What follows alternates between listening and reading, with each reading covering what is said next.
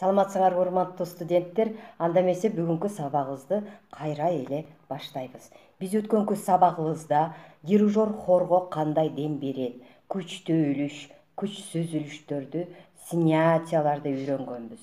Ал эми мисал кылып, кыргыз эл ыры ой комузчуну көргөнбүз. Ой комузчудагы тональностьты көргөнбүз, альтерациялык белгилерди айтканбыз. Альтерациялык белгилерде бир диез, бир фа диез болгон. Тональностьты соль мажор параллели ми минор болгон. Биз анда кайсыл жерде күчтүү үлүштөр бар экенин байкап, мисал кылып көргөнбүз.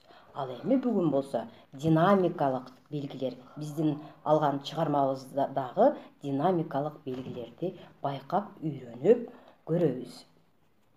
Динамика грек тилинен үндүн күчүнө байланышкан кубулуштардын жыйындысы.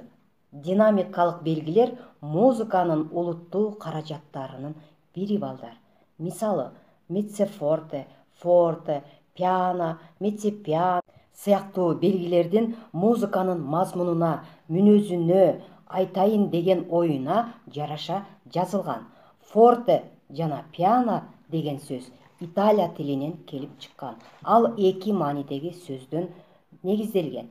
Форте катуу, пиано жумшак дегенди далилдеп келет. Ал эми азыр болсо ошол форте, меццефорте, пиано, меццепианаларды мисал кылып дирижировать этип көрөйлүк. Меццефорте орточо катуу, форте катуу, фортессимо катуураак. Ал эми пианода болсо балдар, меццепиано орточо жумшак, секин. Пианода болсо жумшак. Меццепианода андан да жумшак.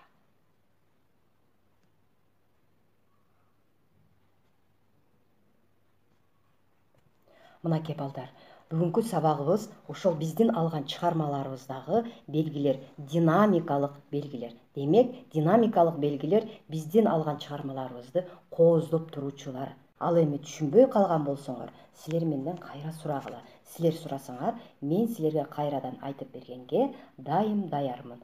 Болду, ушул эле сабак болду деп ойлобогула. Анда күчтүү фортессималар. Ал эми пианода болсо мындан дагы жумшак пианоссималарды үйрөнөбүз балдар.